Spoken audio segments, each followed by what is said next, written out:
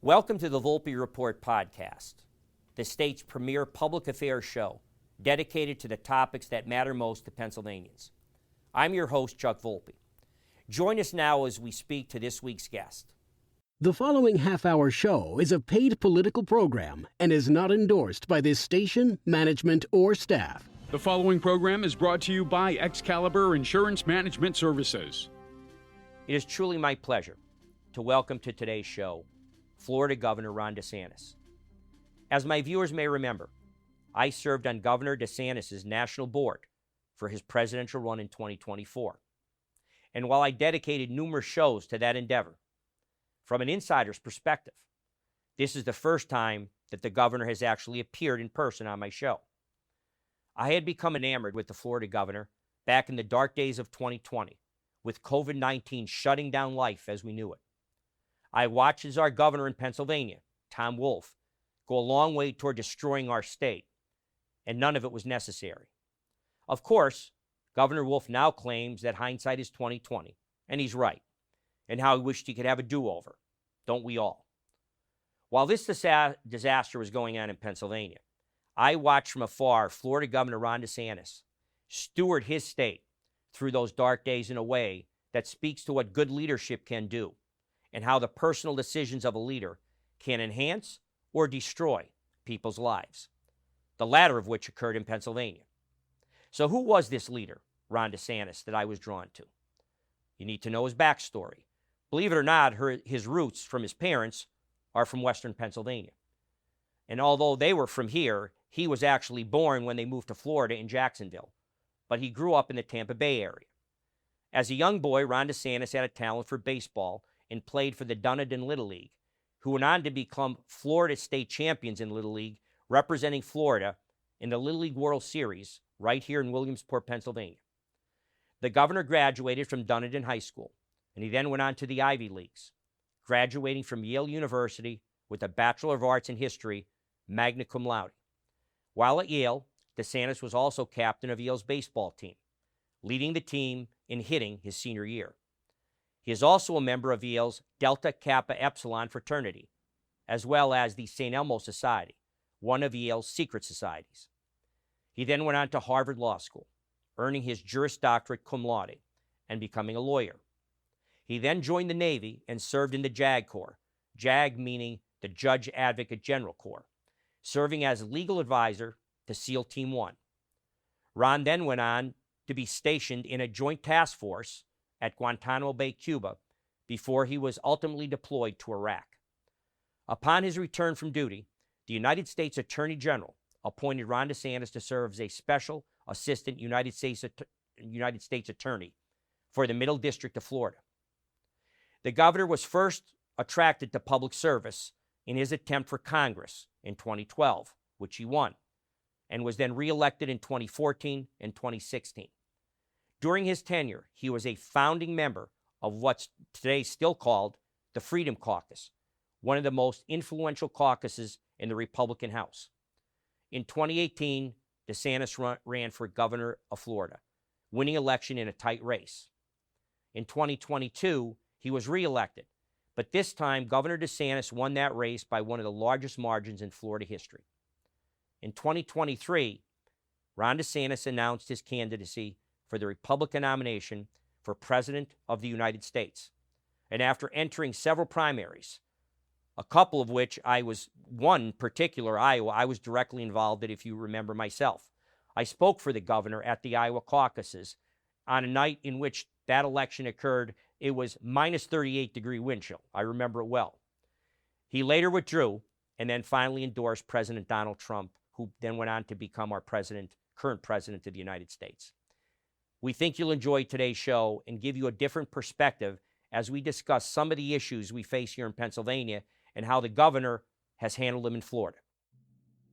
This is the Volpe Report, a weekly news and political interview show examining the latest local, state, and national issues with Chuck Volpe.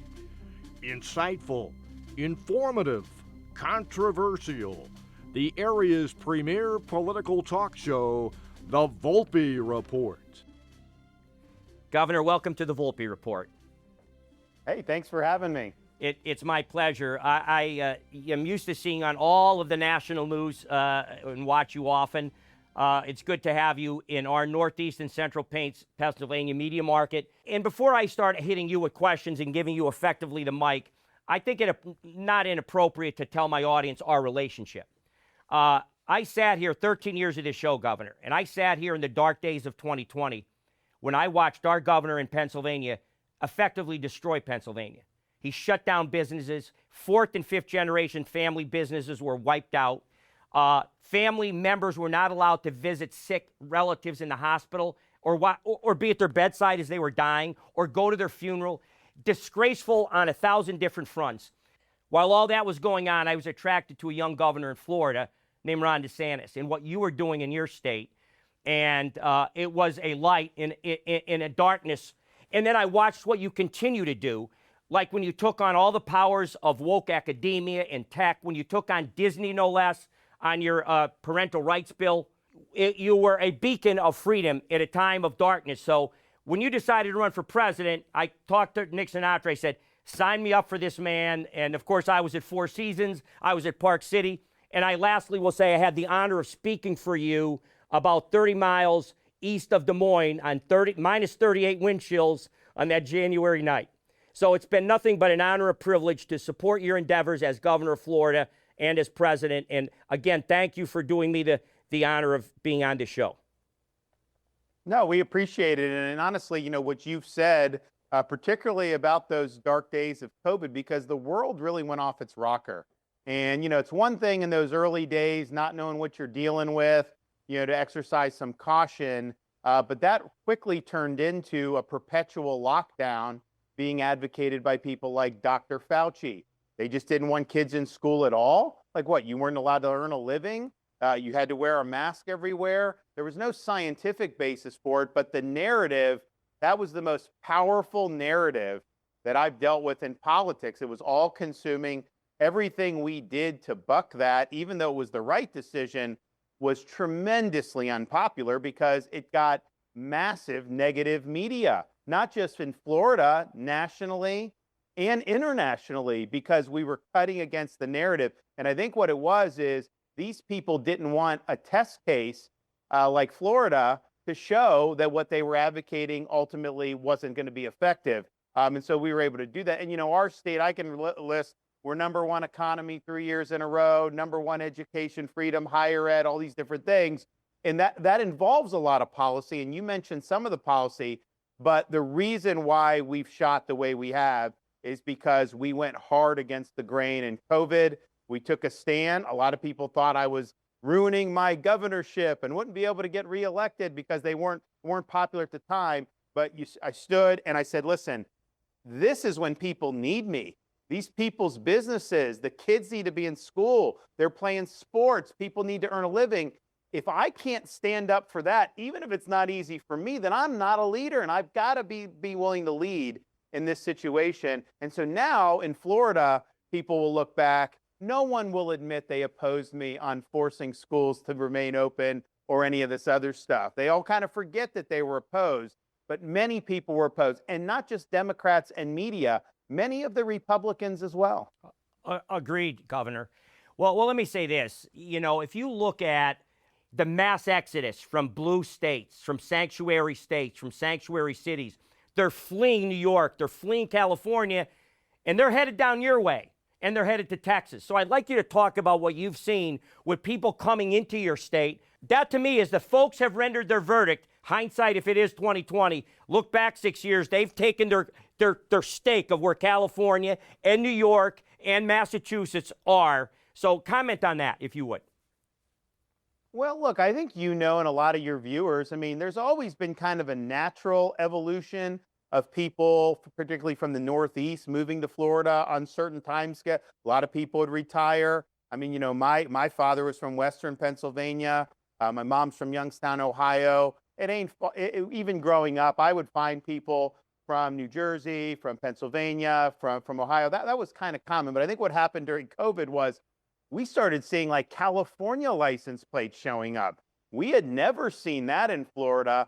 And at the time, we were a 50-50 state. All our races were 1-point races, mine especially in 18. And a lot of my supporters were like, oh my gosh, is Berkeley, California moving to Florida with all these? They were not happy with it because they didn't know what the political ramification. We'd have people from Washington State moving down all the way across the country. And I will tell you, yes, taxes are always an issue because you have high tax blue states, but that was not the driving factor. You had people fleeing the COVID insanity, and really some of the blue states clung to this for years where they would have COVID restrictions. You've had crime in those states where they were trying to defund police, where they elected Soros-backed district attorneys like they have in Philadelphia, like they did in Baltimore and New York City. That causes the social fabric to destruct because they're putting these criminals back on the street instead of keeping them behind bars. We saw explosions of homelessness in places like LA and San Francisco. So there were all these different factors where it was just the quality of life because the leftist governance was collapsing. And so people were looking for refuge. And even to this day, where's the place that people look to more than anywhere else is the free state of Florida. We've seen a more recent exodus from people from the West Coast, California, and now Washington State because they're proposing really dumb tax policies. California is proposing a wealth tax, which, you know, most of this stuff has already been taxed. And yeah, these are very wealthy people, but it's already been taxed, or it's an unrealized gain. And what they're saying is you got to pay 5%, but they're calculating people's wealth to mean if you have voting rights in a company, even if you don't have a commensurate amount of shares, they're going to impute that to you. Well, some of these people and some of these companies, they couldn't even afford to pay the tax, so people are leaving. So there's a lot of different factors. We've kind of been the refuge of sanity during my tenure as governor, but it was more than just the natural evolution.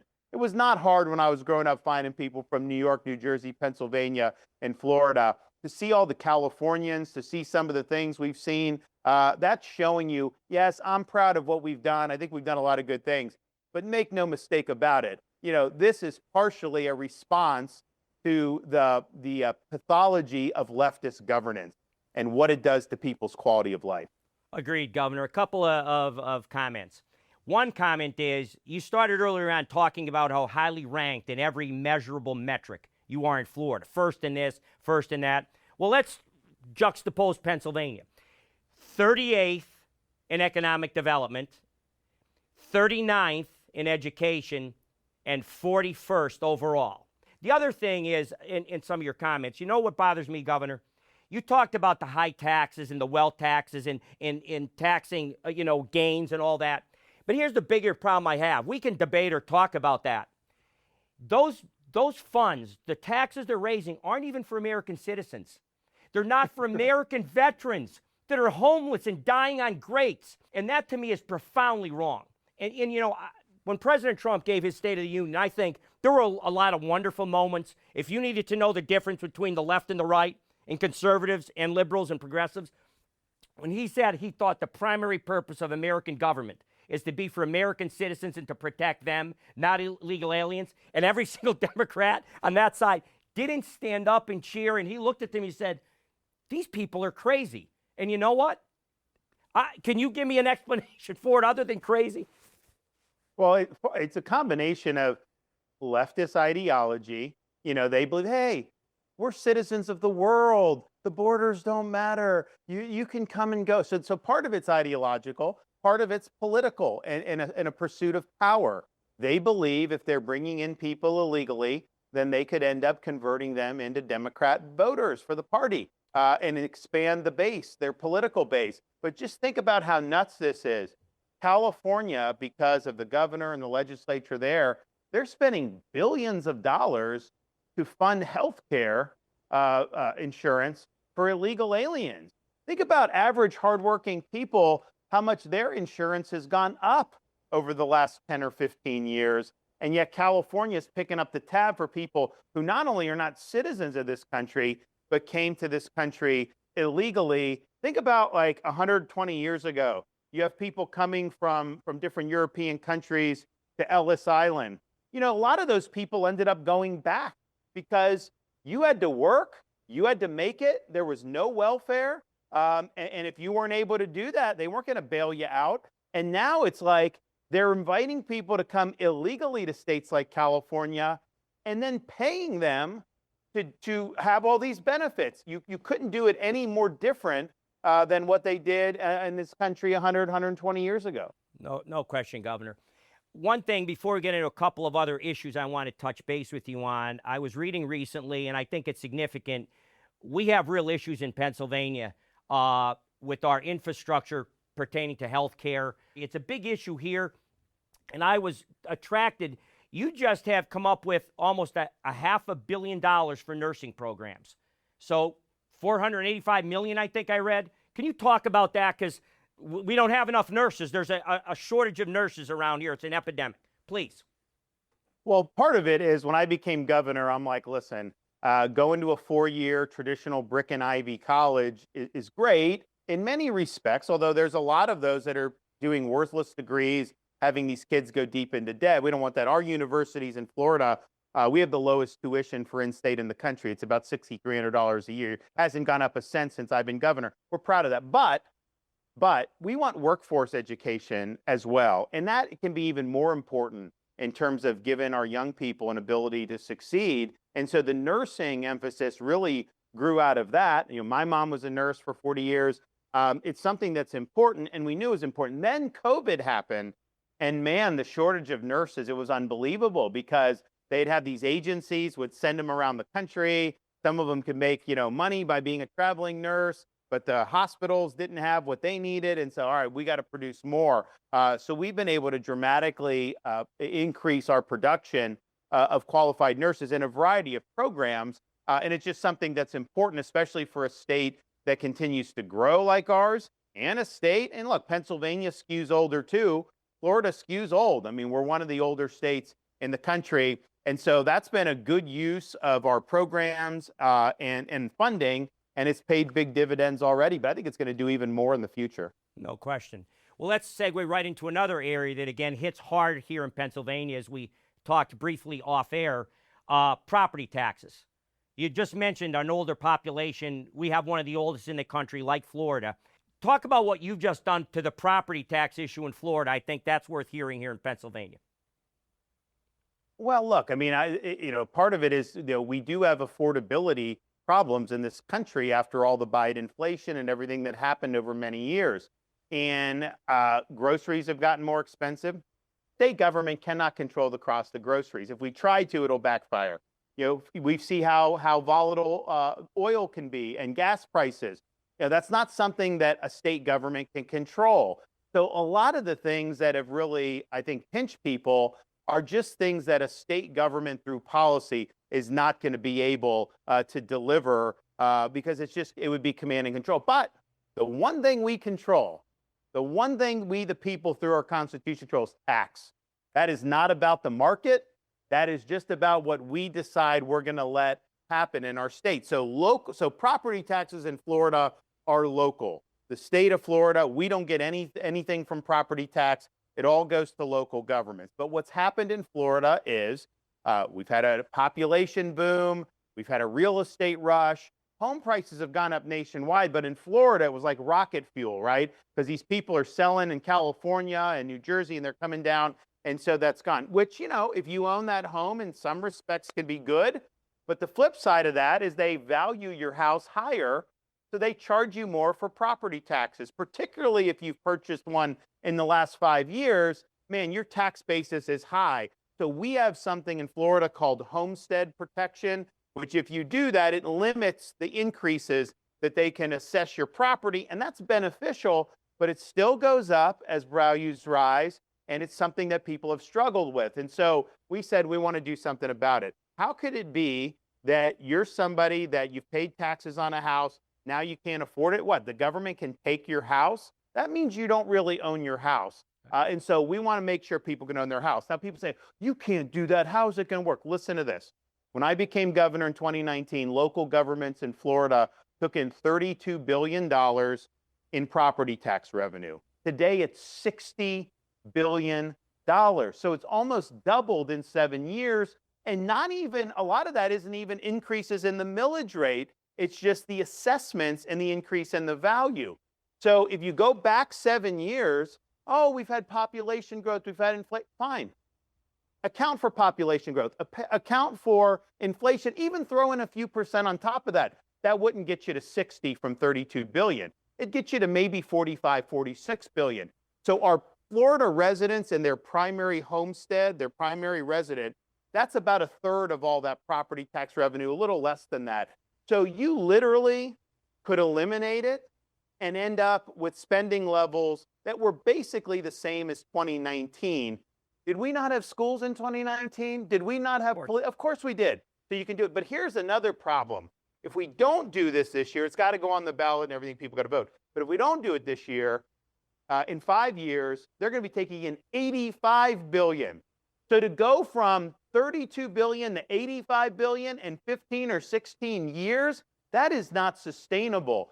So our view is, and look, if I was starting from scratch, I wouldn't do any property tax. I think wealth taxes are the worst type of tax because it's basically an unrealized gain and they just keep using you as a piggy bank.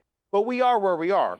So we are going to eliminate for primary residences. Now, the local governments will still be able to tax the Airbnbs. Right. You know, some billionaire from Brazil buys a mansion in Coconut Grove. They can tax it. Right. They can tax the snowbirds, the Canadians, the second homes, all this other stuff, the commercial properties. That's fine. But that's enough. They can do everything they need to do with government with that. So we're working on getting that on the ballot. Florida voters will have an opportunity to vote that. But I think we can show it. In Florida, it can get done. Maybe some other states couldn't do it. We just have so many non-Floridians who either live, visit, or do business here that there's adequate ways for government at the local level to fund these core services while giving people historic exclusion from property tax. Well, I'm going to take this excerpt from this show after it airs on Fox, Governor, and send it to Governor Josh Shapiro, and maybe he just came out with a budget. First of all, last year's budget just got approved. We have a June 30th deadline for Pennsylvania's budget. It just got approved, I think, in November. And 2 months later, he gave his budget address for the next fiscal year. It's already up like $6 more billion. So, and of course, he's going to fund it with rainy day money. I don't know. You wouldn't be familiar with that. The money they got from COVID, from his Democratic friend Joe Biden, they're going to put that money to plug the hole in the budget. You can't make it up. Well, I can tell you it's a big difference between what we've done in Florida. So when I became governor until now, we've almost quadrupled the state's rainy day fund. We've never taken a penny out of the rainy day fund. And then this Florida's been a state, we're not as old as Pennsylvania, 181 years. If you take all the debt that's been accumulated in Florida over that 181-year period, just in my tenure as governor, we've retired more than half of it. Wow. So we now have the lowest per capita state debt in the United States, and we continue to run these surpluses. But it just shows you, you're rewarded from treating taxpayers with respect. You're rewarded by spending conservatively. It has a positive impact. As we've cut taxes, as we've been smart with spending, our economy's grown. When I became governor, our economy in Florida was about $1.1 trillion. It's now almost $1.9 trillion. That's a 70+% increase in a matter of 7 years. So, and it's a virtuous cycle. What I think New York and Illinois and Cal, they're in a vicious cycle. They have a hole. They try to raise taxes. They try to choke businesses. That causes their economy and the economic base to shrink. So the hole gets bigger and they go back to the well and do it again. Rinse and repeat, and they can never square the circle. And we're showing the opposite is what actually works. I'll leave you with this. I know your time grows short. We're running out of this show. I know you feel pretty strongly about artificial intelligence data centers as the wave of the future. It's something we have to live with. Our enemies have it. China has it. So it's something that's coming. But obviously, there's a lot of parental concern about kids and what they'll be exposed to and guardrails. So I'd like, with that general introduction, take it from there. AI, your thoughts. One, you have these massive hyperscale data centers. They use as much power as a city of 500,000 people. How do you get that type of power? And basically, it's a supply and demand issue. And I think a lot of these companies want to offload that onto individual ratepayers. And so what we're doing in Florida is we're saying, no, you produce your own and you pay your own way. A lot of what's driving AI, unfortunately, in my judgment, is the consumer-facing slop. Oh, yeah, you can do an app where I can put your head on Marlon Brando's body and you could be Don Corleone. Isn't that cool? Yeah, I mean, it's funny. Can I be would you want to pay Robert higher Redford? bills for that? Would you want to do this? That you can do these, so you can do a lot of the slop stuff. So that's just, I don't think people should have to pay anything for that. And I know a lot of people agree with me. Then you have, how does this impact kids? What are the guardrails? How is your personal information protected? Your name, image, and likeness, intellectual property. And basically, I think a lot of the big tech companies are saying they should just be able to write the rules. There should be no rules. The state shouldn't be able to be involved at all. We keep hearing there needs to be one federal standard. Federal government's not doing anything. Congress is not going to pass any type of guardrails. And, it's unfortunate because in Florida, I've met mothers whose kids committed suicide after dealing with these AI chatbots. And when you look at what the chatbots were doing, they would get involved in sexually charged conversations. They would egg on the teen to do harm to themselves or even their parents. And I think parents, because some people say, go, Governor, it's just the parent needs to just do it. I'm telling you, as a parent, it is not easy to police every aspect of technology because it's so ubiquitous in our society. So what we think we need to do is technology can be beneficial if it helps enhance our experience as human beings. We don't want to facilitate technologies that are going to supplant our experience as human beings, that are going to be hostile to the American way of life. And the way you ensure that it develops in a healthy way is just to provide guardrails and a framework that's going to channel those energies in more productive things. But when you look at what China's doing, China's not pursuing the chatbot stuff. They're not pursuing the slop at all. They're focusing on things that will probably make a pretty big difference in their economy. And I think that's where our efforts should be channeled. Right now, though, the tech companies, look, this isn't even a knock on them. They're publicly traded companies. They have a fiduciary duty to make money. So how are they going to make money? Get as many subscribers as possible, sell as much advertising as possible, sell things to China like chips if they need to do it. So that's where the incentives are right now. So the way this is developing, it's going to cause a lot of harm for a lot of people. I'm not somebody that says, you just stick your head in the sand. I get people have a right, companies have a right to innovate, but we as policymakers have a responsibility to channel this in a healthy way. Well, Governor, as our time runs out, I'll leave you with this. My audience has already heard your wonderful credentials. You've got to be one of the few governors ever to have both a degree, undergraduate degree from Yale, and a law degree from Harvard. It reminded me of one of my favorite presidents was John F. Kennedy. He was given an honorary degree by Yale at the commencement address. He had famously quipped to the Yale audience back in 1962 that he had the best of both worlds now. He had a Harvard education and a Yale degree. So you have both of those things. Your erudition came across loud and clear. It's no mistake, Governor, why Florida is doing so well. So Godspeed. Thank you so much for your time, and I look forward to seeing you again. Okay, God bless you. Take care. Thanks, Governor.